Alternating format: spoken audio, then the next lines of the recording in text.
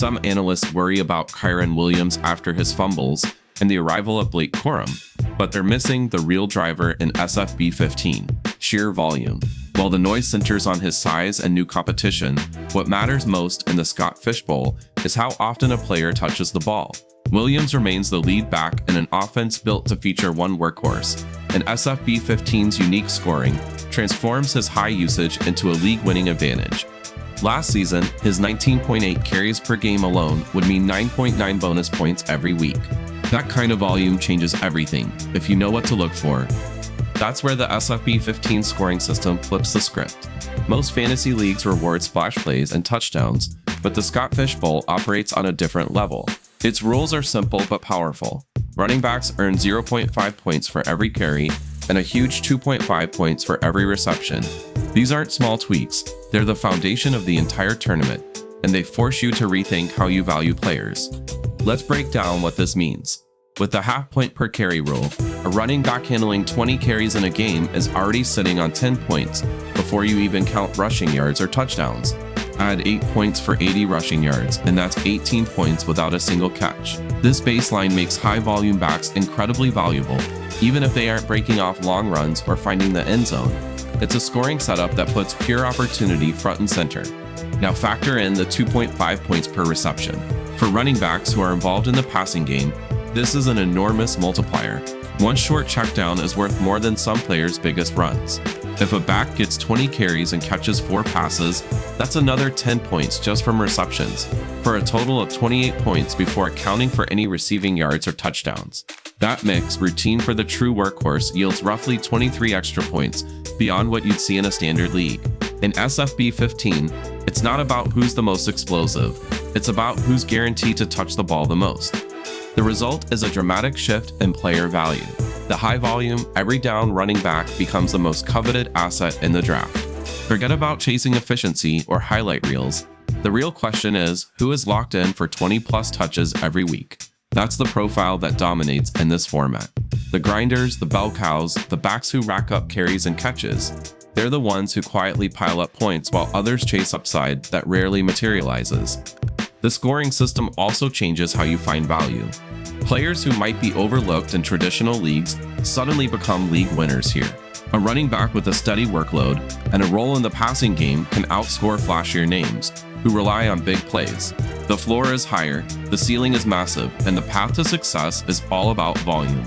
If you want to build a contender in the Scott Fishbowl, you have to internalize this scoring anomaly. It's not about fitting last year's rankings into a new league.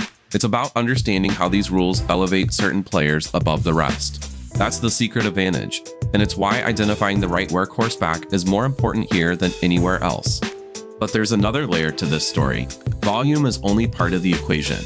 Opportunity has to come from somewhere, and that's where coaching philosophy steps in. To see how this plays out for Kyren Williams, you have to look at the man making the decisions in Los Angeles. When rumors started swirling after the Rams selected Blake Corum in the 3rd round, panic set in across the fantasy landscape. Suddenly, the consensus was that a committee was inevitable in Los Angeles. Analysts pointed to Kyren Williams' fumbles and last season's injuries as evidence that the team wanted to lighten his load.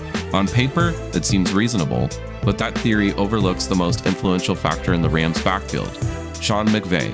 Expecting McVay to abandon his workhorse approach is like betting Amazon will scrap Prime overnight. Possible, but it contradicts his coaching DNA. McVay's history in Los Angeles is built around a single high-volume running back. This isn't a passing trend, it's the foundation of his offensive scheme. Take the Todd Gurley era, for example. From 2017 to 2019, Gurley averaged 17.4 carries per game under McVay, routinely commanding more than 85% of backfield snaps when healthy. Even after Gurley's knee issues forced a change, McVay didn't default to a committee. Instead, he cycled through running backs, searching for someone he could trust to handle the full workload. That search ended when Kyren Williams stepped up. Williams' 55 snaps per game in 2023 weren't the result of desperation or a lack of alternatives. That was McVay's system operating as intended. Williams earned his coach's trust, not just as a runner, but as a complete back, especially in pass protection. His ability to stay on the field for every down, from early runs to crucial 3rd and longs, is a direct reflection of McVay's confidence in him.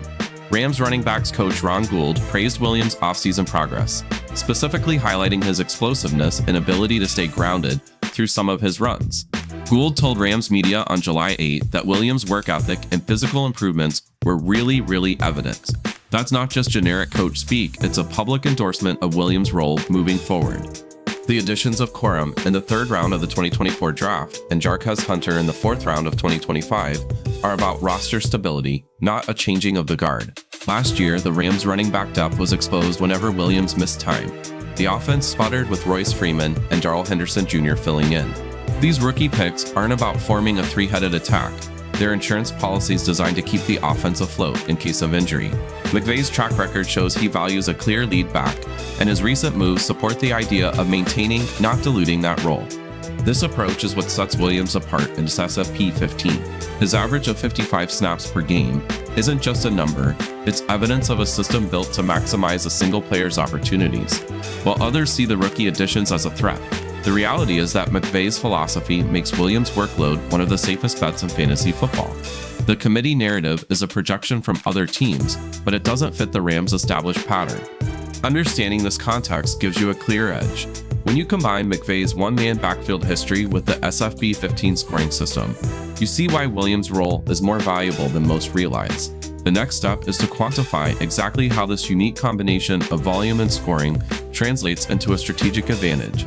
Let's put hard numbers to why Kyren Williams is so valuable in this format. He led the NFL with 19.8 carries per game in 2024, according to RotoWire. That alone gives him nearly 10 bonus points every week in SFB15 just from the half-point per carry rule. This isn't just an impressive stat, it's a reliable, built-in scoring floor that few others can match. Every game, before you even factor in his rushing yards or touchdowns, Williams is essentially starting with a touchdown's worth of points, just for getting his usual workload. His consistency stands out even more when you look at the big picture. Williams is the only running back who played at least 28 of the last 34 games to average over 17 fantasy points per game in both seasons, per PFF. That kind of steady output is exactly what you want in a tournament where volatility can sink your season. In 2024, he finished with 14 rushing touchdowns, tied for 5th in the league, and ranked 10th overall in fantasy points per game. Even as his efficiency dipped slightly, the volume never wavered. This is the profile of a player who doesn't just have a high ceiling, he has one of the safest floors in fantasy football. But SFB15 scoring doesn't stop at carries. The 2.5 points per reception is where Williams' value takes off. To put this in perspective, a single checkdown catch, no matter the yardage, nets 2.5 points, while a 20-yard run is only worth 2 points for yardage. Even modest receiving involvement turns into a huge scoring boost.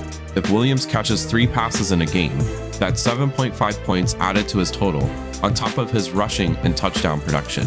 The combination of a high carry floor and a massive reception bonus gives him weekly scoring potential that most running backs can't touch in this format. This all leads to a strategic misalignment between public perception and scoring mechanics. Williams' average draft position currently sits around 3.07 in SFB mock drafts, according to RotoBaller. The public narrative, fears about Blake Corum, concerns over last year's injuries, pushes him down the board. But those who understand SFB15's unique rules see the real opportunity. You can draft a player with legitimate top 3 scoring potential a full round or 2 later than his true value. While others focus on risk, you get a discounted asset whose baseline is supercharged by the format itself. There's also a layer of motivation that's easy to overlook. Williams is entering the final year of his rookie contract, and a big season could mean a life-changing extension or a lucrative deal on the open market.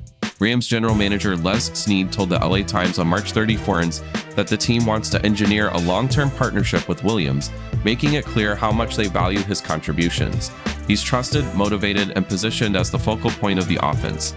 The combination of volume, scoring roles, and contract year incentive creates a rare profile.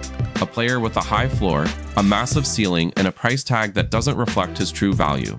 When you recognize this gap between perception and reality, you gain a real edge over your competition.